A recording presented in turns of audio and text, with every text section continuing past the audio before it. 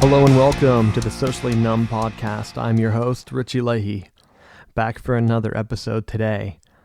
I am going to give a quick update here. I've been working on the site, expanding it, getting the categories down and the setup, and I'm still working on syndication.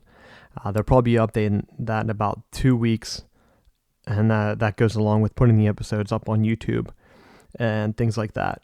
But I'm trying to get everything set up and moving on a schedule here, and I think everything's going pretty good. I'm starting to get some people liking it on different mediums that I put it out on, SoundCloud and things like that, so it's pretty cool. If you like the podcast, leave a review. If you have any questions or suggestions, please let me know. So I'm going to go ahead and jump on into it today. In tech, I've been making some updates to the website, as I've brought up before. But one of the things that I've had trouble with, which is just the different web technologies. So if you're unfamiliar with website hosting and things like that, the website itself has to be hosted on a server. Now, you could run your own server at your house, but you would need a static IP address from your internet provider. And on the East Coast here, I'm worried about internet service providers, because right off the bat, there are some that are merging. And here in Raleigh, Google Fiber was supposed to be laid down, and they had trouble with public utility poles. The other companies, Time Warner Cable and AT&T, they didn't want Google Fiber to use the public utility poles to run their fiber cable, because they said that they were the ones that invested in it. And it kind of hit a roadblock. And I know behind the scenes, Google had trouble getting certain parts, permits to run the cable.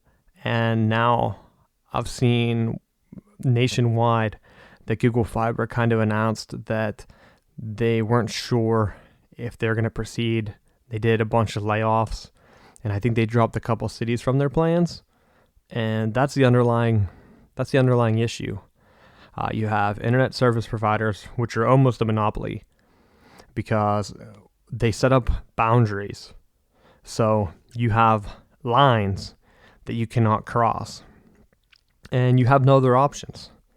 So the difference was, there used to be cable providers, and then your only other option was satellite providers. So if you didn't want the cable from whoever serviced your area, whether it be Time Warner Cable, in the north, I think it was Comcast, then you had to get DirecTV or Dish. And those were the two main competitors. But AT&T owns one of them here in the area that I live. I believe they own DirecTV, because they offer it with your internet service. And they are the ones that have been laying down fiber. And I heard that there might be some purchases with Time Warner Cable. And if that gets bought up, you're not really seeing any competition. And that puts fear into me that the prices are going to rise. So if you're going to host like your own website or your own server, it's going to be ridiculous amounts. Because when AT&T Fiber first came out, they had a data cap of 1 terabyte. And if you're hosting like videos or podcasts, and you have a couple thousand visitors every day that download or whatever, you're going to run out of bandwidth pretty quick. Especially if you're streaming your own TV, like Netflix and things like that. And that's one of the reasons I believe that they had the cap. Because if you bought their DirecTV, then you had unlimited at first. And there must have been a good bit of backlash, because they later went back on it. And if you have their service, you do get unlimited internet now. And at first, you had the data limit, unless you had their 3 tiers of service. And the second tier would be television. So I think they had 2 options. So you had the internet, that was your main tier, and it was fiber, and you had the gigabit speed up to, if you're wired in, wireless doesn't get that. And then you had the data cap, unless you went to tier 2, which I believe was DirecTV, and they also had a mobile phone thing too. I think you could have internet and mobile phone, and as long as you had DirecTV, you have unlimited data, and I think that carries over to the phone as well. But they want you to have these big bundles, because you're paying $300-$400 a month in some cases. I guess not maybe that much, depending on how big your family is, because you're going to have cell phone is going to be $70 to $100. Then you have the internet. If you get the fiber, that's $70. So that's almost $200 right there. They bundle it down. They'll throw in DirecTV. But if you have multiple cell phone lines, that's where it hurts you. So they have these family plans, but they're getting a couple $100 each month. And that's their sustainable business. And as other competition is eliminated, you are not going to have the leverage that you used to have. Because there were times where you could call your provider and tell them, hey, I'm not happy with my service. I would like you to go ahead and cancel it. And then you could play hard to get, and they would give you some discount bundle, some package, some sale that was good for 6 to 12 months. And then you would have to go back paying your cheap rate and wait again until the contract came up again. And then you'd have to do the same thing over and over. And it's just a frustrating process because they want those rates to go up, and then they assume or they hope that someone won't notice, because then they keep paying the higher rates. It's alarming to me that this is able to go on because we have less and less competition, and the rates are going to keep going up and up. And what makes it worse is these companies, they've invested in these different tiers. So now they try to put landline telephone. They're always trying to throw that in because they know that gives them leverage. That and I don't even know who still has one, but that gives them leverage of another service that you're dependent upon them. Hey, I have a landline number that some family calls, maybe, or I guess it would only be telemarketers.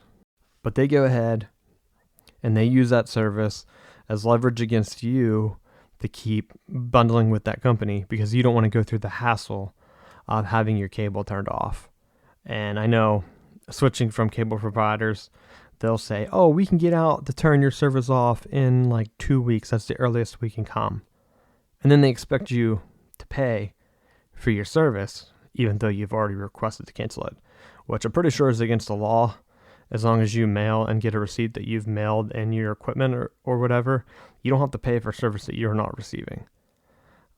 But as more and more shady things that these cable companies do, people don't trust them.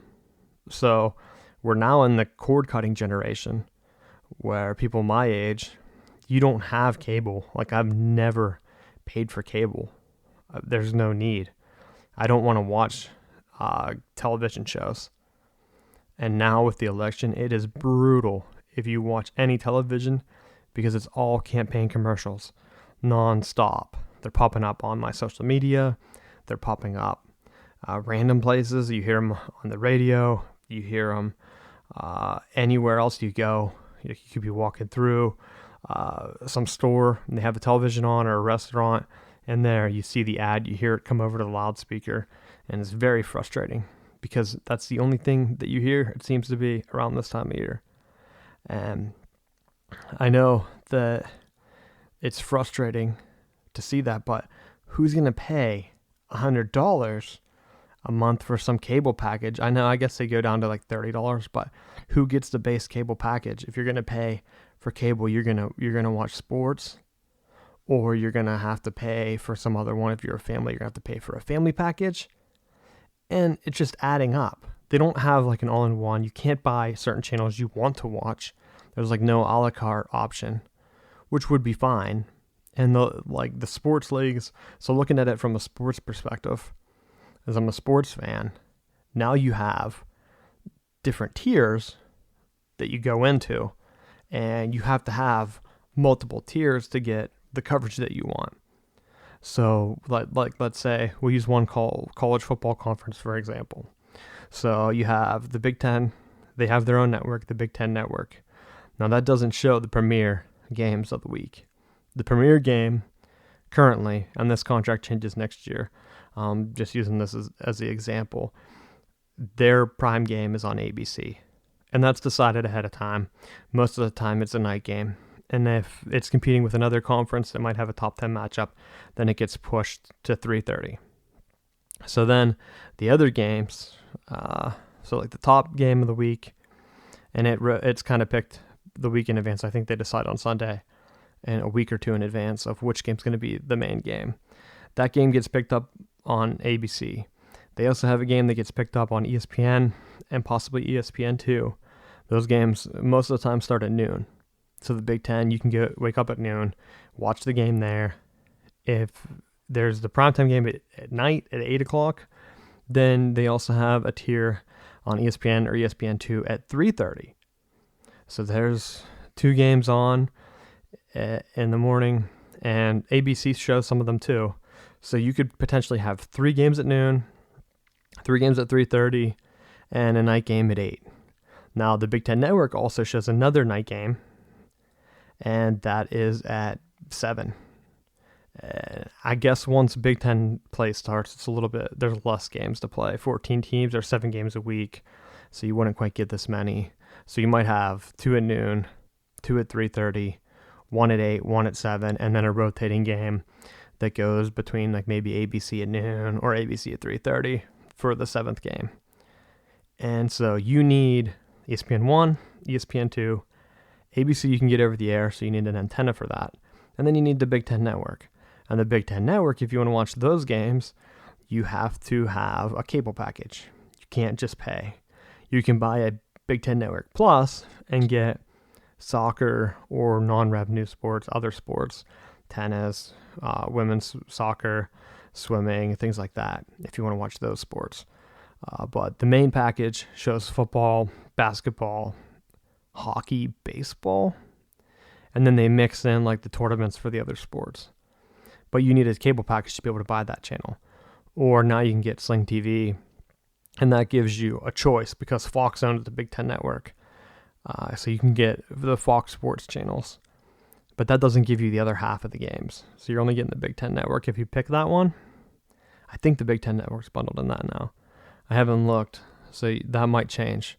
So do your research if you buy that one. Because the Sling TV has 2 tiers. One's like a Fox-centric one, and it gives you like all the Fox channels. And then the other package gives you the ABC Disney side, so you get like Disney, and then you get the ESPN channels. So if you wanted to get all of the sports for the Big Ten, if you were a general fan, then you had to get both packages, or it would be easier just to buy cable. PlayStation now lets you stream PlayStation View, and the PlayStation View lets you get certain channels, and it goes by some location data, which is wrong on my end because it has me in Dallas. So it's like, hey, if you bought this package, you're in Dallas, you get this many channels, Fox Sports Dallas, you get like the Dallas CBS and like things like that. So it needs work. I don't have it because I don't pay for TV. I watch my television over the air, and if there's sports games on, I'll go out to the bar and watch them there because they can have multiple games on. Or you can stream some still online. I think ESPN 3 still has games online you can watch for free, but that's usually the ones that aren't prime time. But most of the big sporting events, if you're going to watch for college football, and I'll use the NFL as my next example, you can get over the air. So the NFL, on the other hand, they have their games split up across channels, but they're the channels that you can get over the air. So now you have Fox, CBS. I don't think ABC does NFL games. Yeah, I'm pretty sure that they don't. But ABC does a lot of the college football games. So CBS and Fox. CBS, it seems like they have a deal with the AFC. And I don't know how the NFL splits that up, but they showed teams from the AFC most likely.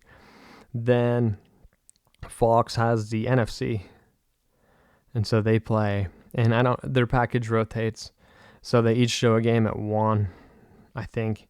And then 4 o'clock is like the game of the week. And depending on what conference is the home team, that tells you what channel it's going to be on. And then, of course, if you're in a local network, then you can get the local team too. So like, for example, today, I had the 2 1 o'clock games here in North Carolina. one on CBS, one on Fox. And then in the afternoon, the game of the week or whatever, I think it was the Packers maybe and the Colts. I could be wrong. That was on AB or CBS. And then I could watch the Carolina game also on Fox because that's the regional game. So they have like these complex packages which you would need to be able to watch. You need cable.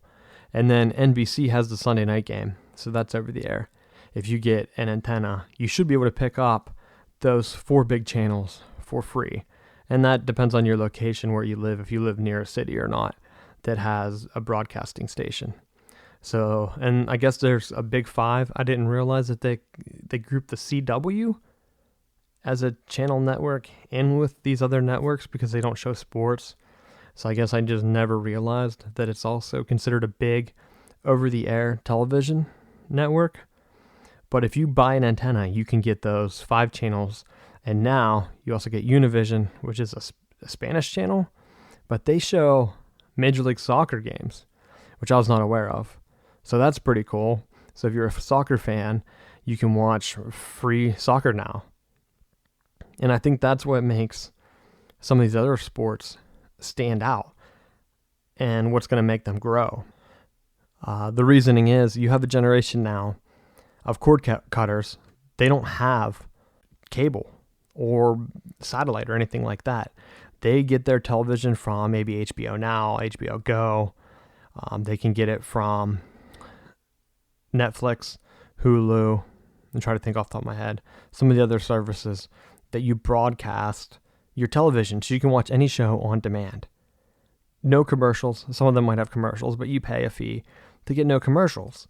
And so if you're used to that, and then you go and try to watch a show on regular television and you see a ton of commercials, it's very disorienting. It's hard to follow. And I don't know why anyone would pay for that. It's not a business model that's apt to stand up. So now what's hurting the leagues, their viewership is going down because I don't want to watch a football game and have it interrupted with 10 minutes of commercials. What game was I watching today? Might have been the Carolina game, but 2-minute warning came down, and the 2-minute warning was like 12 minutes of commercials. They had like a super long presidential ad, which was annoying, and then it went down and came back, and there was like 3 other commercials. So why would I waste my time watching that if I was going to watch a football game? And if I'm going to pay, because if you want to watch the Monday night game, ESPN owns it. So you also have to pay for ESPN to get that game broadcast. And if not, then you don't watch Monday Night Football. And some people have said that, Monday Night Football ratings have dropped because the NFL is not giving ESPN the matchups that they used to get. No, it's because now ABC owns ESPN, so they don't broadcast it on ABC. They want people to pay for ESPN. But ESPN lost like 600,000 subscribers, I think, or some crazy number in October alone. That's why the ratings are down for ESPN. It's because no one wants to watch the 3 properties that they own. And same with like the NBA.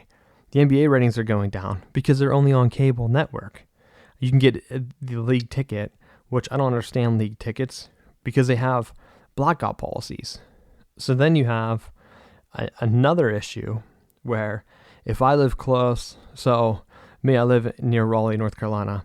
The Carolina Hurricanes are the only professional sports team around here within driving distance for me. I guess I could drive to Charlotte. So Charlotte has the Carolina Panthers, which I get, and the Charlotte Bobcats. So those are the 3 professional sports franchises in North Carolina. Now, for the Hurricanes, if I don't pay for cable, I can't watch their games. They are not on regular cable or regular over-the-air TV. There's no local television deal that I can sit and watch the game. The only way I get them is if I pay for Fox Sports South. And Fox Sports South, they go ahead and they own it. So they don't let you, they have a blackout policy. They don't let you watch the game if you pay for the NFL or NHL ticket or whatever it's called, NHL Live or NHL TV. If I buy that, try to sign in and watch the game, it goes by my location. It will say blacked out. So I cannot watch any of the games for the Hurricanes. I would have to go ahead and get a television package that gives me Fox Sports South if I wanted to watch them. And I would assume that the NBA is the same. I know the NFL is the same, and Major League Baseball is the same. They put these blackout packages in effect. I think maybe the NFL started it, or Major League Baseball, because they wanted people to pay for cable, or they wanted people to go to the games. So I think the NFL's blackout policy was if a certain percentage of regular tickets or attendance wasn't reached, then they wouldn't put the game on television, which I don't understand why not. The only way they can make fans is if they show the games. People watch them, they start cheering because you see the same team every week. Like, hey, that's my team, that's who I watch. And that's why some people, like if you watch certain teams that are always on television because they're good, then it seems like more fans like the good teams. But that's because that's the only team they're exposed to. So teams like the Chicago Cubs that have their own Chicago network that show all their games, they're going to have more fans. Same with the Yankees. They have their own television network that shows all their games. The Atlanta Braves in the 90s with TBS would show all of their games. They had more fans.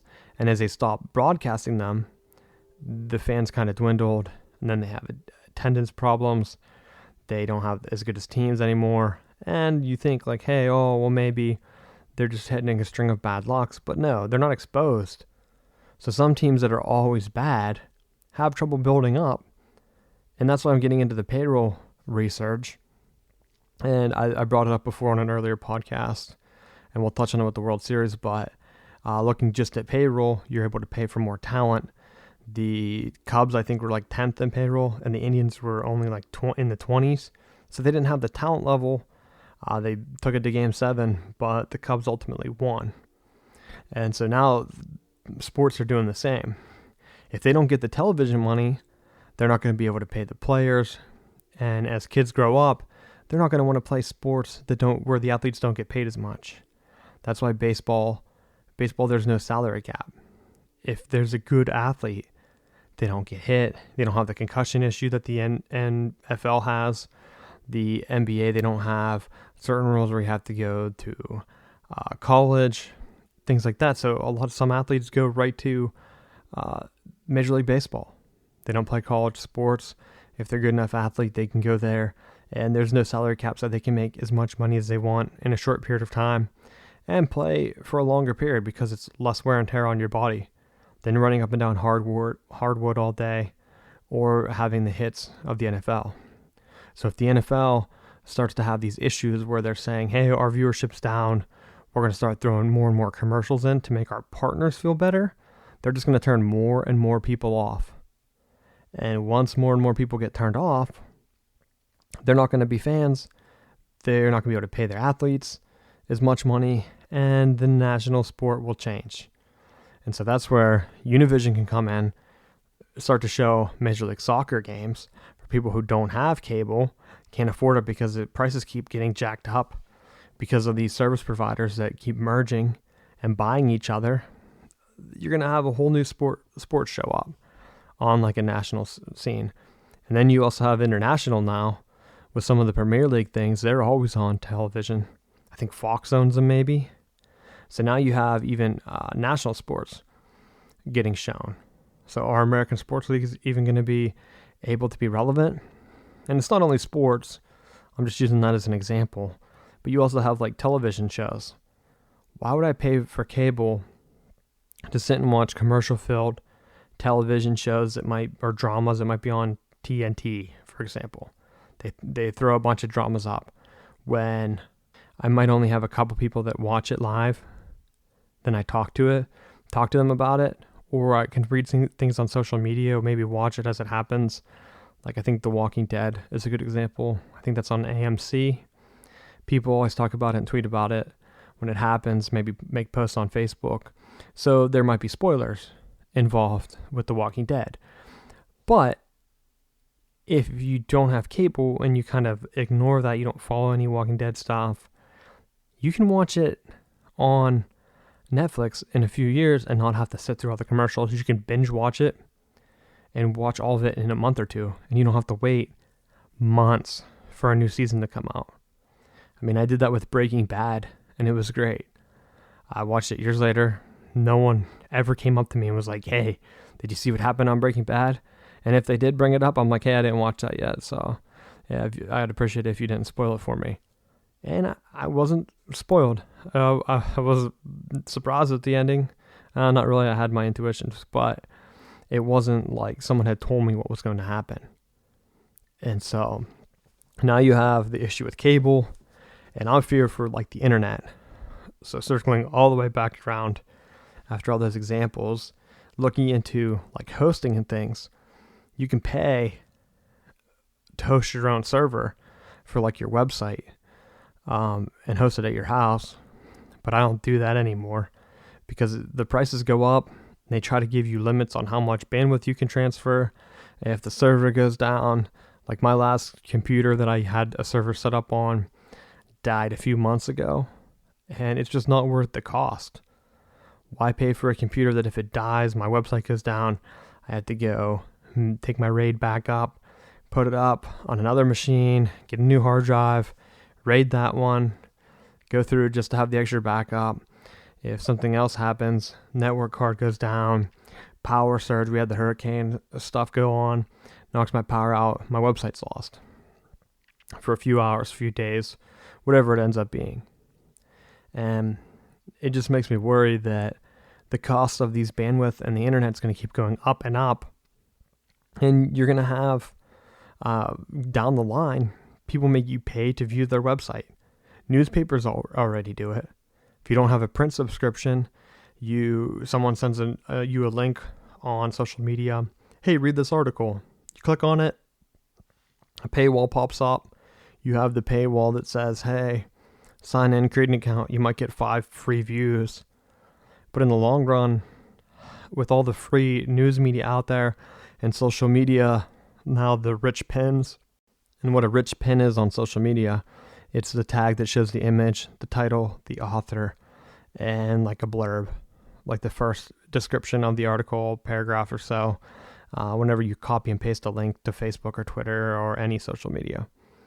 And so those rich pins now can show you spoilers, like, hey, if I'm going to read a highlight of local sports, I go on there and I have to pay to get articles or find scores, and some of them aren't really reliable. It's just frustrating. Like the internet exploded a couple decades ago when I was growing up, and now it's circling back around where you have access to the information, but you don't have like the information that you want or you need or you deserve, because you can't really trust some sites. You don't have the warnings or the fear, I guess, anymore of getting viruses. There used to be like pop-ups and things that you'd worry about. Warnings like, hey, your Flash player is out of date. And like if you have Flash installed and you use it still, that's on you. Like you don't actively have to use that on any site really. And you don't really want to have to do that. So if there's a site that I see that uses like Shockwave or something, I just don't visit that site anymore, because that tells me that they are not updating their side of things. So as I'm looking on my site for this podcast, I'm trying to use something that's fast and secure. And I'm going back. I'm using Jekyll, actually. It's a Ruby-based static website generator. And I just hosted that on GitHub. And GitHub Pages is free. So I'm getting away from like the cost of running my own server. And it's actually pretty nice. It's a little bit more of a pain to set up. So it's taking me a lot longer to get set up. But now that I'm getting to the point where everything's almost set, it's nice to have that peace of mind. I don't have to worry about having a server here, paying someone else to host the website, because if you're not sure how the websites work, if you don't run your own server and pay your internet service provider, and sometimes they would make you pay for that static IP address that you need to have your name point at. So like you pay for your domain name, like sociallynumb.com. You pay that. It's usually like $10 a year. Sometimes you can get it cheaper, like 99 cents a year, depending on what the name is. and you pay that for a couple years, and then that has to point to a number, which is your IP address. You should probably know what that is. If you have a cell phone or anything accessing your router, you should probably block it off so only certain devices. A MAC address, the same thing for your internet router. It has an address that is unique on the internet. So that domain name points to an IP address. So you'd either have to host your own and pay your internet service provider to give you a number that you can do that with, or you'd have to go ahead and put in something else, so someone else's IP address. And that's where like companies like GoDaddy step in. They give you their own server, your own IP address, and it goes with that, and then your server points right at them. Boom, that shows you your whole site. So then as the person who makes the website, you have to copy your files remotely through like some file transfer stuff to their server, and then that's how it gets served up. So it's kind of like a big pain, but now I'm just trying to get everything up and running as smoothly as possible, as fast as possible, and in a sustainable environment, that if something were to happen, there's backups on my site. And using static HTML is so nice, and I'm trying to make sure that there's no like vulnerabilities or anything in the website itself. I don't try to get too flashy. So yeah, I keep the site pretty plain, but my goal is speed, because a lot of people view sites, and you can listen to the podcast on your mobile phone, your smartphone, and you don't want to have some overbearing website that spins and spins and loads, maybe only loads 1 or 2 pictures at a time. And that's what it comes to. So like I'm looking into all of that right now, trying to get the website set up. So yeah, it's taking me longer than I expected, but I'm getting a lot of experience in different open source solutions. So things where it's not going to cost me, so I won't have to like throw a ton of ads on the podcast or ask for donations or things like that. If I get to the point where that happens, we can use it to make the show better and not worry about like, hey, too many people are downloading this show where I need to offset the cost. So that's in the works.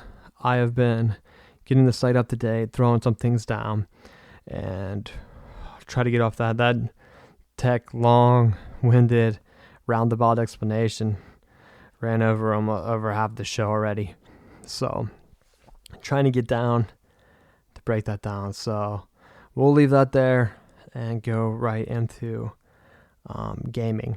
And gaming, I guess I can kind of keep on with the theme of the internet and things like that. But with gaming, now you have to worry about the same things. If I'm paying to access the internet, now you also have to pay to access the servers of your operating system and your gaming company. So I brought this up before, where if you have an Xbox or PlayStation, you have to pay a service to play online. You can either pay, it's PlayStation Network, I think PSN, or you'd pay Xbox Live. It's usually $50 to $60, I think, a year, and that gives you access to play your games online. Sometimes different companies make you pay to use their servers as well. And how it works is they give you like an add-on or like a digital download where, hey, you need to pay for this extra bundle, which I don't believe in. And I'll talk about that later on down the road, where you buy a game, and then to keep playing online or be competitive online, you have to pay for a season pass, which means that you can keep playing, even though it's just more costs for you to play a game that a lot of people drop after a month. So it's not worth it. But in the grand scheme of things, if I'm already paying an internet service provider and they're buying each other up and the prices keep raising for me, something's going to be cut out of my budget. And that's going to go not just for me, but that goes for everyone. The budget's going to be cut somewhere. Is it going to be cut from cable? You're already seeing it happen. So they can say, oh, they're streaming it online. No, people aren't paying for cable. The viewership's way down. And I use the NBA as an example. They always talk about how ratings have never been higher. Yes, they have. You can look them up and see that I think Michael Jordan's Bulls, that was like the highest season, and the ratings have dipped ever since. And I doubt they ever get them that high again, because they want you to pay for a season pass, and then you can't watch your local team, so you have to cheer for one of the big boys. And like that's why I cheer for the Celtics, because I'm an Irish heritage, and they had an Irish logo. And in Pennsylvania growing up, besides the 76ers, which weren't really on TV, there's no team to cheer for. And so now you're in the same boat with other sports, and it's just mind-boggling. Same with TV shows. Some of the media, if you listen to other shows, podcasts, watch like talk shows on TV, they talk about like, oh, you need to watch this show. It's on so-and-so cable, provided by your cable package. Those are all ads. You don't have to really watch any shows. I mean, as long as your friends aren't talking about them, or you and your friends all watch the same shows, like that's great. But I just don't see the point. And watching the internet prices rise and rise, and they start to put data caps on it. That's my fear, that they're going to start to put data caps on your own personal internet, and then you'll have to choose. Like before, you could just stream YouTube all day, listen to all your favorite bands, watch all your favorite shows, listen to your favorite podcasts. And when they put the data cap in, you're going to have to pick and choose. Just like you're going to have to pick and choose when the prices rise. Do I want to buy cable? Do I want to buy internet? Internet's pretty much a necessity. Cable's not anymore, because you can still talk to your friends and things, watch YouTube clips, and share free things without cable. And sports will fill that. The salaries I can see in like 20 years will be like, wow, I can't believe they used to pay athletes that much, because now no one even watches their shows up. I mean, going to a game is much more fun than watching on TV, and the prices for those keep rising. And then they have ticket venues try to sell you tickets, and there's no guarantee that you can get in. You have to pay the ticket fees, which are like $10. Then you have to pay parking when you get there. So it's like an investment to go hang outside.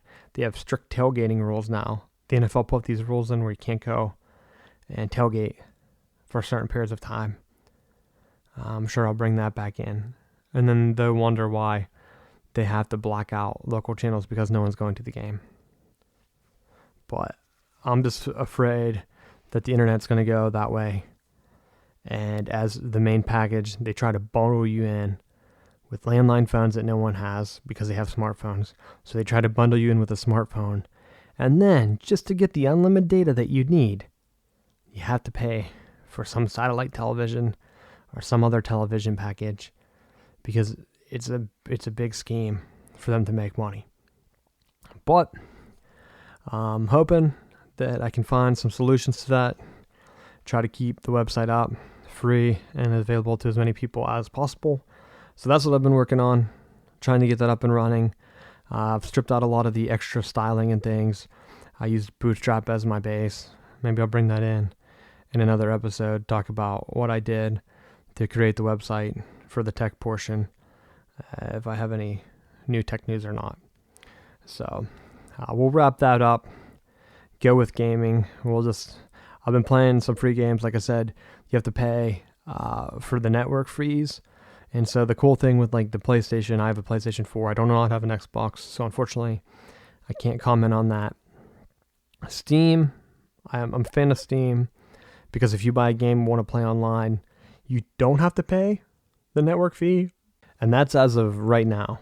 So that could change in the future, or it might have already changed for games that I don't know.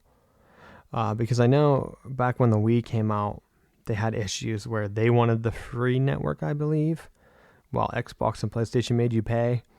And then if you used, I want to say, EA, I could be wrong, this is such a long time ago, but some of the other game developers, if you bought their game and wanted to play online, you had to pay for a code, and that code gave you like a certain aspect. I want to say EA made Medal of Honor, which was like a Call of Duty type game, where you had a code, and then you're able to play with that. Or maybe it was Madden, also made by EA. That's why I'm thinking EA was one of the ones that did it. So you got the code, and then that way you couldn't resell the game either. So if you bought the game, the total package that included the online thing, you got the code, but that was it. It was a one-time use. And then you had, so if you bought Madden 16, you had the online pass for a year. And luckily they kind of did away with that. And so now they must have deals with the video game manufacturers. Because if you buy a PlayStation Network, you get the Access Pass. It's $50 a year, I believe. They also put up free games. And what I've been trying to do is started to do little write-ups, reviews of the free games they give, and trying to beat them within a month. So I'm a little bit behind as I got the site set up.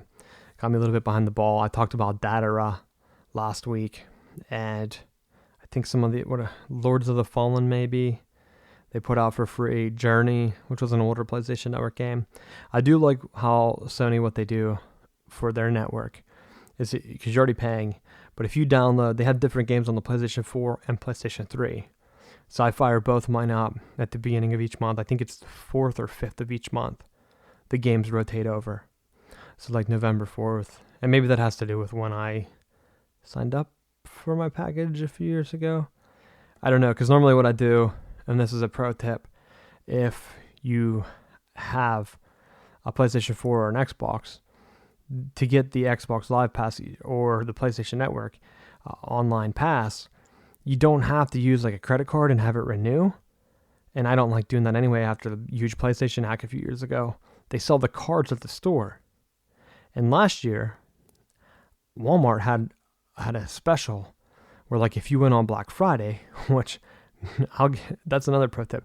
No one really Black Friday shops anymore, especially not at Walmart. So they had buy one, get one network cards. So I went in, got one. I think it was limit, and it was Black Friday. So of course I walked right in. I remember they had whole stacks of them in a bin. No, I had my pick. I went in and got them, and I got one. So I'm renewed until 2 years. So next year. So maybe if they have them again, I think they stack. So you pay $50, but then you get buy one get one at some deal. And also if you do I do the Walmart savings catcher or whatever. So I buy groceries there, and then they give you extra money. So if you save up almost $50 on that, and that's just they take flyers and price match. So then you go ahead and you get your gaming online for free. It's the only coupon cutting I do, which is 0 coupons.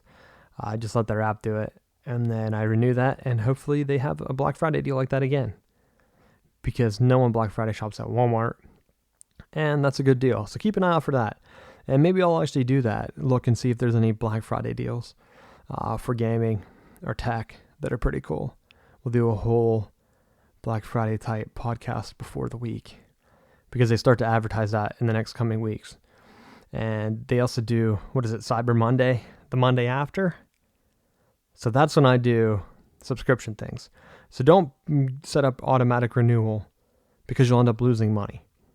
Wait until the cards are out, get the card, always use the card you buy, because it's safer that way. You can pay cash at Walmart, Toys R Us, whatever store you shop at. I'm just using Walmart as an example because I knew they had the deal last year. Then you look in the flyer, Black Friday, whatever, you get a year pass, you just sign in, scratch the code on the back, put the code in on the PlayStation, and then it automatically gives you 2 years. So, or a year. If you have 2 cards, then it could be 2 years. They also have the 3-month cards too. And if they have buy one get one for them, then it's might be a little bit more expensive. I think those are $20 for 3 months. You'd need 4 cards. So if there's buy one get one, it'd be $40 for a year, which is still basically $10 off. But I'll keep my eye out for that. And that kind of goes through with what I've been talking about today. Just the different prices. I brought that up because it's painful for me to kind of look around and try to get a scope on things, because you don't want these renewing costs to show up, like doing the podcast or hosting my website, just doing different things in my free time, because I enjoy it. I have fun doing it. I like doing the podcast.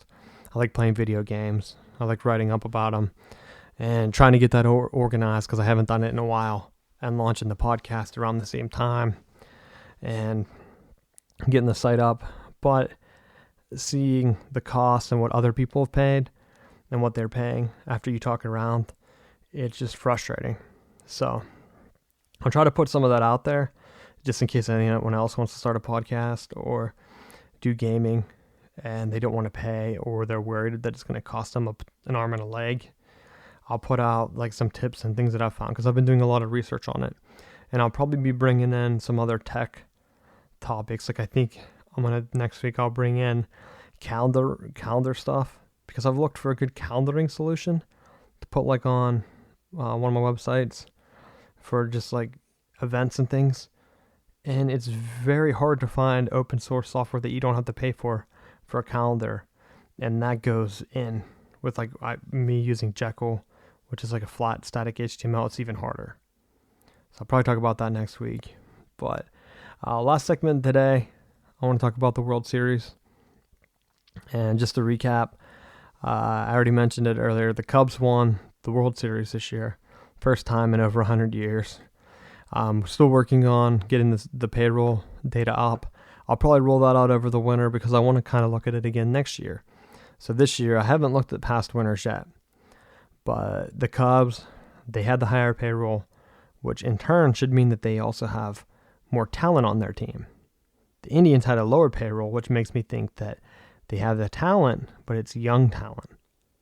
So just looking at the payroll and the rosters, the Indians shouldn't be too discouraged because they should be able to come back and keep the young talent. And that's all if they want to spend. So how their payroll should shift is right now they have all young talent. Their payroll should climb to one of the higher payrolls in the league. If it doesn't, that means they're annexing their talent or sending it away. They're just saying, hey, we've had you for a few years. We're going to hedge our bets and hope another young player takes your place. That's what the Pirates usually do growing up. And that's why I couldn't be a Pirates fan. Every time there was a good player, they were like, we'll trade you and get a couple young pieces. But every time you keep trading for those young pieces, you just always have a young team. And that's not a winning formula. So it's good to see the Cubs get out there, get a win. They started their payroll's always been consistently around the upper third. I think they've always, I had the numbers last week, maybe 13th, 10th, somewhere around there. They've never really been super at the top for payroll, but I don't know if that actually correlates with winning championships. As the number one, the Yankees had a bunch, but is it really because they're out paying for more talent, or is it just because they had a core winning group with Derek Jeter and some other Yankees that were around for a long time that played? But I'll be expanding it, and I'll probably look at different leagues too. And because of the Major League Soccer, that really intrigued me once I saw that was on Univision, and I don't have cable. And the commentary was in English. I assumed that was a Spanish-only channel. I actually removed it from my cable listing because when I got my antenna, I went through and added the big four channels. That was before I knew that the CW was one. I think I probably kept the CW because I was surprised I got it over the air. But those are basically the channels I watch. So as I talk about like different games, I go out, I watch the Michigan games. Sometimes I watch it like the alumni events and things like that. Or we can go out to a bar, or most of the time it's on like ABC because luckily they're just a bigger brand. So you can always watch the bigger schools in college. And same with the NFL. If Carolina wasn't a local team, I know I can always watch the Cowboys. I can watch the Patriots. I can watch the Steelers. I grew up watching the Steelers. But I do know that like the channel shifted. Like when Penn State joined the Big Ten, growing up, not a Penn State fan, but they had an extra television contract where they were on local television. It was on Channel 3.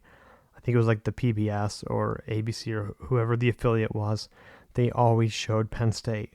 So in turn, you had a whole state that were Penn State fans. Pitt might have had some good runs in the 70s with good teams, but growing up, Pitt was never on TV. Penn State was always on because you didn't have as many channels before like the huge cable boom when all these other channels started showing up. But if you were watching sports, you cheered for whoever was on television. And so now you're seeing less and less teams. I think that's what I saw, some rating stuff with the NBA. Since I brought it up earlier, they were like lower than Jordan. They were saying that the NBA ratings were up, but someone else did a comparison of the teams, and most of the games that they showed on ESPN for the ratings raise were because they only showed Golden State Warriors and LeBron James Cleveland Cavaliers. So when you're showing the same teams that are great teams, yeah, people are going to watch great games. That's why college football, they do their rankings, even though their rankings don't mean anything. And I have on here to talk about the college football playoff committee on my little note sheet. And that's because they created fake controversy, because it's all a wash right now. It doesn't matter. It doesn't matter who they pick, because they're like, oh, it's not really a ranking. They're just practicing for the real thing. No, it's no practice. What they're doing is they're trying to draw ratings by picking teams, and they're trying to create controversy. It's very clear that in the past, and it's only a couple years old, but even with the BCS, it's always going to favor the conference winner. So right now you have the 4 teams in charge of their conference ahead, whatever, undefeated: Alabama, Michigan, Washington, and Clemson. They went ahead and put A&M ahead of Washington, and A&M lost yesterday in the first playoff committee. And A&M shouldn't have been up there. Everyone knew. But they did it because they wanted the controversy. I originally thought that to make the controversy, they could either have put Clemson number 1, Michigan number 1, because if you looked at the ratings, what they did last year, where they had top 25 wins, and when I looked at the ratings, I think Michigan and Clemson both had 3 top 25 wins, and Alabama had 1. So when they do strength of schedule, I was confused. It seems like they changed it up this year, though, after I looked into it, where they went by how many wins the teams you beat had, and that put Alabama ahead, and then Clemson was 2, and then Michigan was 3, even though the AP had Michigan second. I knew they weren't going to keep those 3 the same. They wanted some type of controversy. And so instead of moving Alabama down to create a large debate, they went ahead and just bumped A&M up, and then they started talking about Washington not scheduling anyone, which I don't know. I didn't really look at their schedule. I know they played Rutgers. They didn't beat them as bad as Michigan did, or Ohio State did, I believe. But now you have the same thing. When this week's comes out, are they going to have Ohio State ahead of them? Are they going to have Louisville up there? Because now you have a couple one-loss teams when you're getting late in the season, and looking at the schedule, unless it's a major upset, some of these teams don't look like they're going to lose. Like they had Penn State ranked all the way up there after Michigan crushed them. But is Penn State going to lose another game? I don't think so. Michigan State's been pretty bad, and that's been their end-of-the-year rival game, the manufactured rivalry. But I just don't see that even being a game after the way Penn State dismantled Iowa. So there'll be some more playoff committee stuff going up. Probably going to be not really diving into college football until some of these other games and stuff get set. I'm not going to really worry about the college football playoff ranking because that does not matter. And the same with the NFL. They have some teams that are going to be eliminated soon or have already been eliminated from the playoffs. But I haven't really dove into like their standings or rankings or anything because there's nothing really set. And it's hard to do that on a podcast unless I'm podcasting a lot. I thought about maybe doing YouTube stuff, but we will see. That won't be till later if I ever do that at all, because that would be something where I could go ahead and put the rankings up on a video, talk about it, post it immediately, and people can see it and they would know. It's more of like a visual format so they can see like, oh, hey, they're unveiling the ratings. He's going to go ahead and talk about them. Boom, put them up there. On the podcast, someone could download this years from now, listen to it, and they're going to be like, oh, what's he talking about? A certain team beating another team? What year is this? And they have to go back and look at it. And it's just a different medium. So starting to get into different topics. Talked a little bit, went off on a topic, rant about the internet today and internet service providers and trying to set things up. But probably jump back in, same thing about tech. not really any news lately until Black Friday hits. I'll probably do some research on that. Try to look for some cool tech deals and things. So look out for that. And thank you for listening. Share with a friend. Start to subscribe. Still working on the syndication stuff. So look for that in a couple weeks. And when you find out, make sure you share. Leave a review. And if you have any comments or improvements, let me know. Thanks for listening. You've been listening to Socially Numb with Richie Leahy.